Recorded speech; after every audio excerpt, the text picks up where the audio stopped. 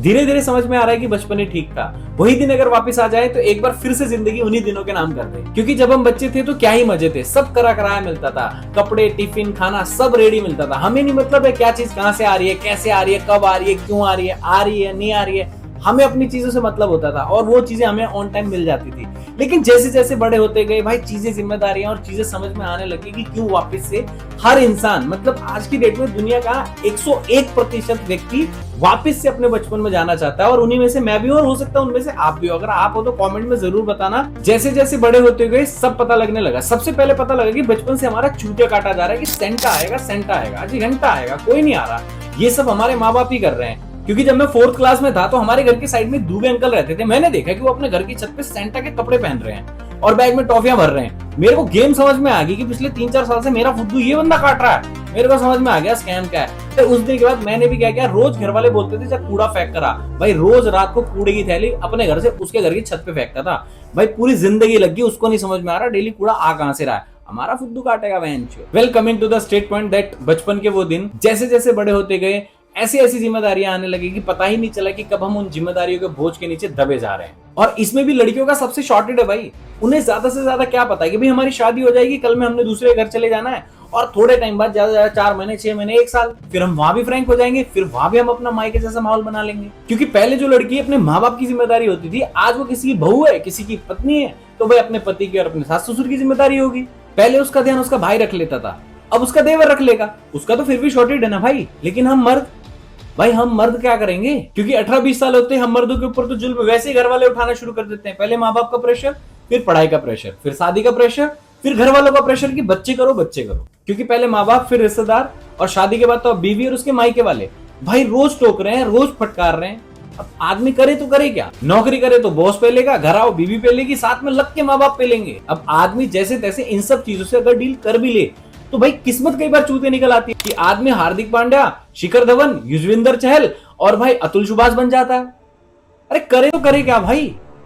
Mentally इतना pressure हो जा रहा है आदमी। एक आदमी अपनी पूरी जिंदगी देकर मेहनत करे, अपना इतना बड़ा साम्राज्य बनाए, दुनिया का दिल जीते, फिर अचानक जिंदगी में एक लड़की आए और सब मूत के चली जाए। तो ये सारी परमिशन दे कौन रहा है भाई? ये सारी परमिशन हम दे रहे हैं, अपने हाथों से दे रहे हैं। चाहे वो सोशल मीडिया का दौर हो या आपने अपनी ही औकात से बड़ी लड़की चुन ली हो। अब सोशल मीडिया का दौर है भाई, और अगर आप जमाना हर तरीके का है तो बातें भी तो लोग हर तरह की करेंगे ना।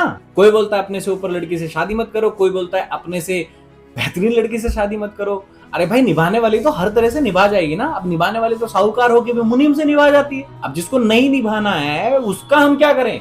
उसका ही समाज क्या करेगा? उसके लिए आदमी क्यों जिम्मेदार हो? उसके लिए गलती आदमी की क्यों हो जाए कि भाई चुनी अपने से ऊपर है तो गलती तेरी है। हेलो वर्ल्ड, मेरा नाम अतुल सुभाष है। मैं तकरीबन 34 साल का हूँ, बैंगलोर में रहता हूँ। आज मैं सुसाइड कमिट करने जा रहा हूँ।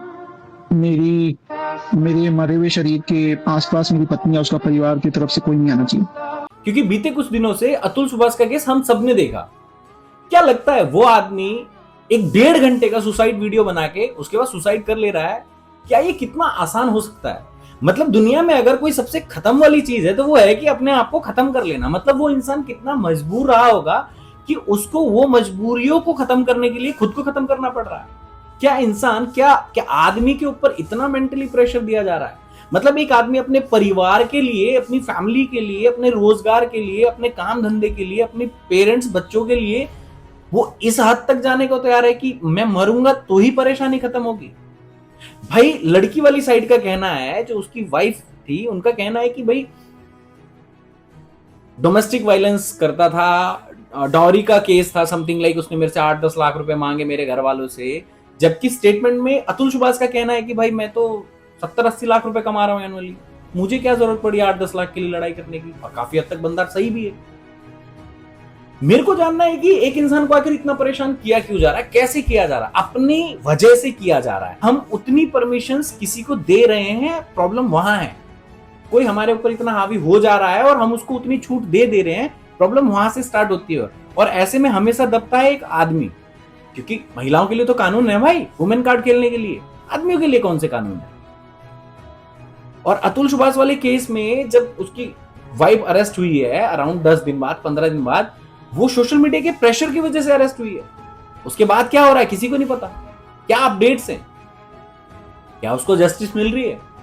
क्या उसके बच्चे को कुछ फ्यूचर नजर आ रहा है? मेंटली एक आदमी इतना प्रेशर हो जा रहा है कि एक आदमी अपनी जिंदगी को खत्म करना सही समझ रहा है।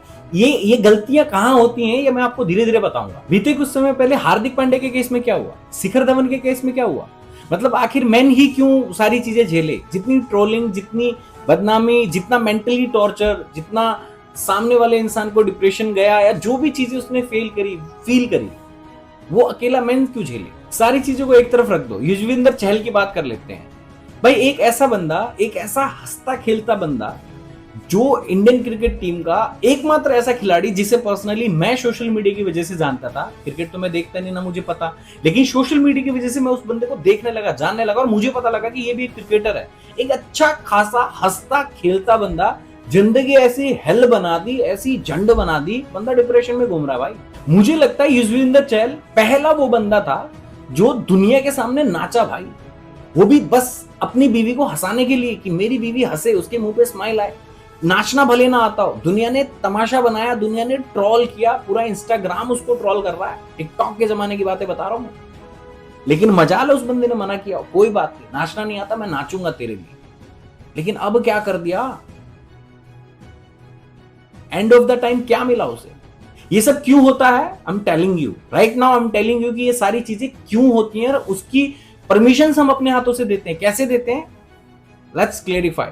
और ऐसा नहीं कि ये सारी उन लोगों के बारे में बातें हो रही जिनके बारे में मैं सिर्फ बातें कर रहा हूं, जिनके बारे में हम बात नहीं कर रहे, दुनिया में ऐसे लोग भी हैं। और हर मर्द अपनी पसंदीदा औरत के सामने झुकता ही है भाई, झुकता ही है। दुनिया के 90% मर्द अपनी पसंदीदा औरत के सामने झुकते हैं। और होता क्या है झुकने के बाद? पीछे से आगे दिक्कत शुरू होती है ईगो से, कि इंसान की लाइफ में ईगो रिलेशनशिप से बड़ा हो गया, इंसान से बड़ा हो गया। देखो भाई, जिसको प्यार चाहिए ना, वो भगवान से भी लड़ेगा, और जिसको नहीं चाहिए वो आपस में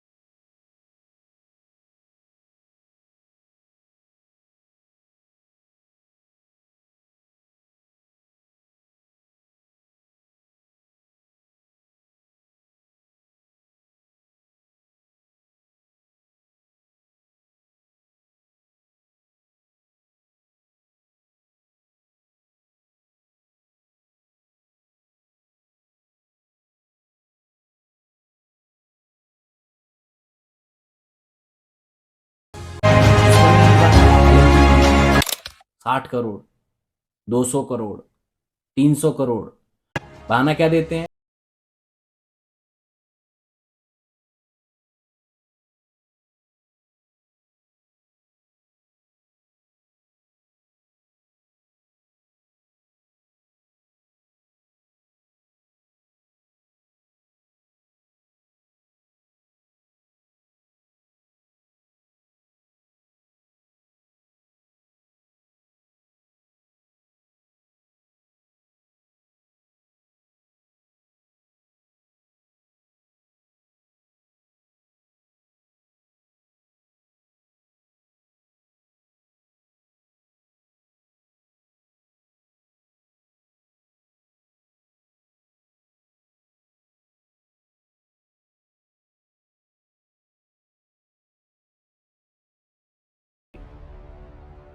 क्योंकि हम इतनी छूट देते हैं सामने वाले इंसान को। एक मर्द ही हमेशा सारी टेंशन ले, अकेला, घर वालों की, फैमिली, अपने घर वालों की, बीवी बच्चों की, उसके घर वालों की, साले तक की टेंशन खुद ही ले रहा है, घर के सारे खर्चे।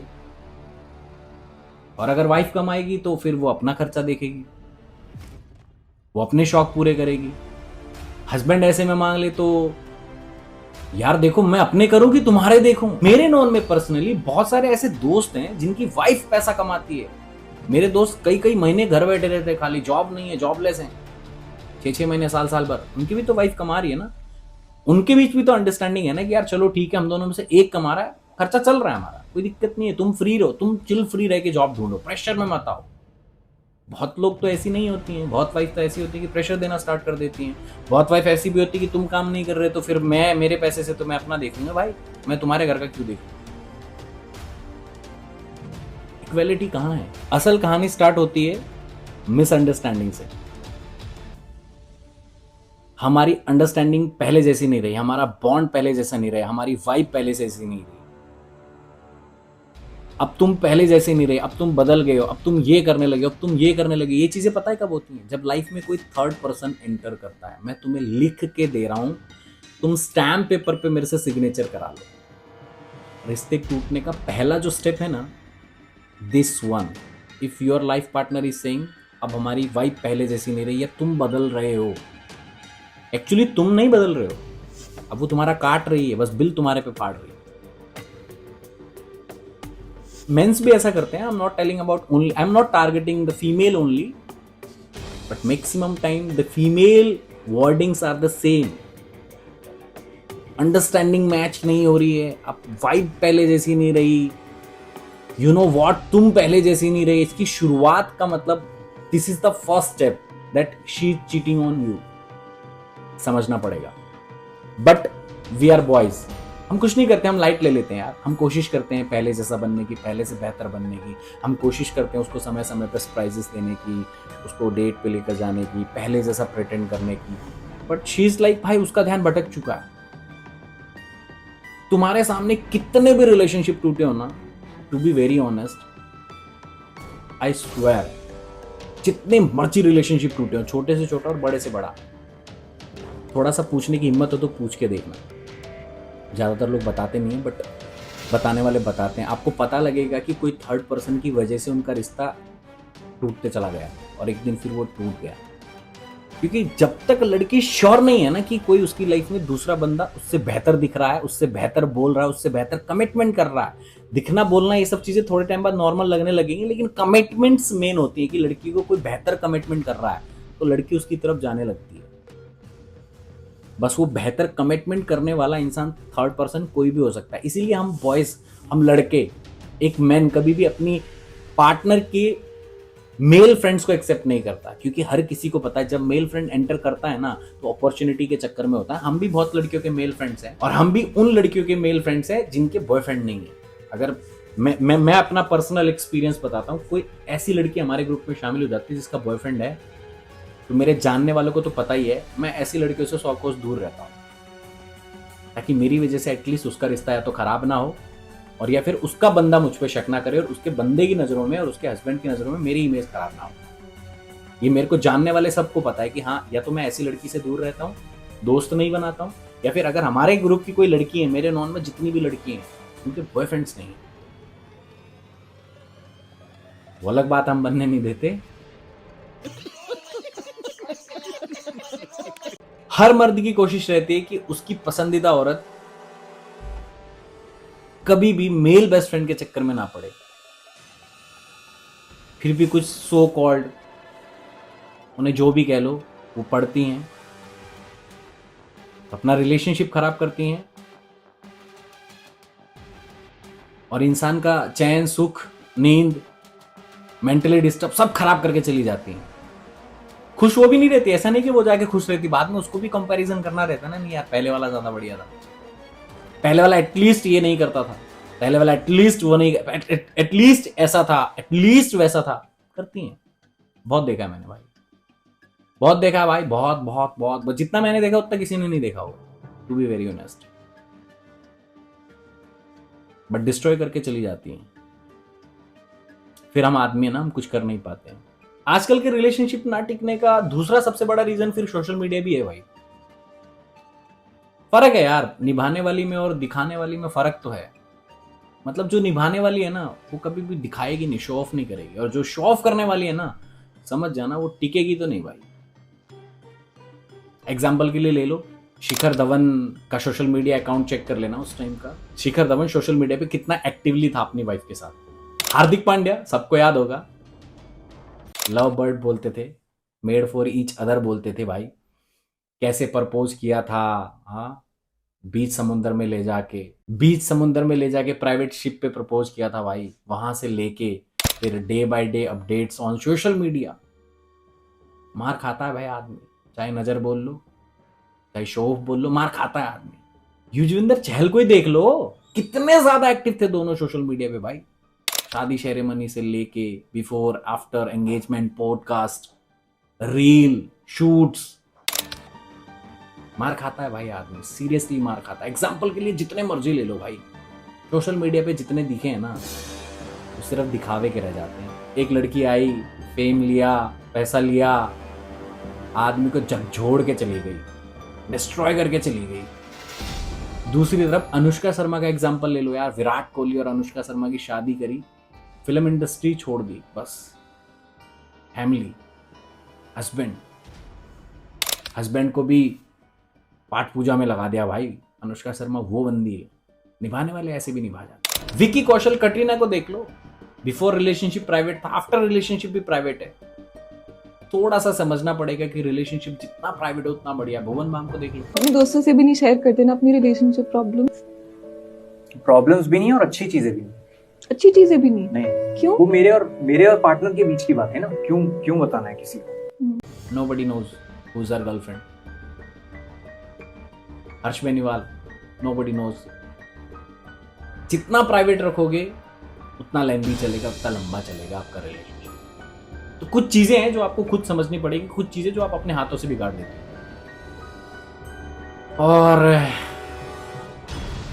पार्टनर हो आप किसी के हस्बैंड हो, आप किसी के बॉयफ्रेंड हो, चीज़ों को समझो कि यार सारी चीज़ें दूसरे के हाथ में कभी मत दो, और कुछ चीज़ें अपने हाथ में भी रखो। सारी चीज़ों की परमिशन आप कभी दूसरों को मत दो। कुछ चीज़ें हैं जो आपको खुद समझनी पड़ेगी, खुद कंट्रोल में लानी पड़ेगी। ऐसा नहीं है कि सिर्फ सोशल मीडिया पे दिखने की वजह से चीज़ें चल रही हैं, बट कुछ चीज़ें हैं जो आप जान के अपने से खुद दूसरे के हाथ में भी दे देते हो, तो नहीं होना चाहिए। एट लास्ट मैं बस यही बोलूंगा कि एक आदमी मेंटली डिप्रेशन में जाता है तो उसका पहला कारण उसके माँ बाप होते हैं, वहां से अगर वो बच जाता है तो उसका दूसरा कारण नौकरी होती है, वहां से भी अगर वो बच जाता है तो उसका तीसरा और फाइनल कारण होता है उसका हमसफर, उसका पार्टनर, उसकी होने वाली वाइफ। तो अगर इनसे बचना है तो देखो, माँ बाप हमारे दुश्मन नहीं है, वो हमें हमारी ही तरक्की के लिए टोक रहे होते हैं, तो वहां हैंडल कर लो। जॉब में बॉस प्रेशर करता है, उसकी गांड पे लात मारो, अपना खुद का धंधा खोलो। रही वाइफ की बात, तो भाई देखो उसका कोई सॉल्यूशन नहीं है, एक ही सॉल्यूशन है, that you love each other. एक दूसरे को जितना हो सके प्यार करो, समझो। लड़कों को नहीं, लड़कियों को भी समझो, और लड़कियों के लिए स्पेशली भाई अपने बंदे को टाइम दो, समझो, किसी तीसरे को इन्वॉल्व मत होने दो। ऐसा सब कुछ नहीं होता है, ये पैसे वाले ही हैं, जितनी कहानी सुन रहे सब पैसे वाले हैं। Money is not bigger than your relationship or your partner. First, respect your partner. मारने की जरूरत है, मारो।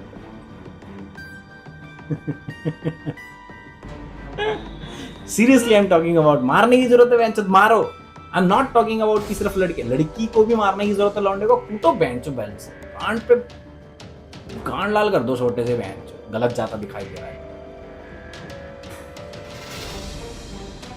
पर तरीका है, टिकना है तो तरीका एक ही है, लव ईच अदर, प्यार बनाए रखो।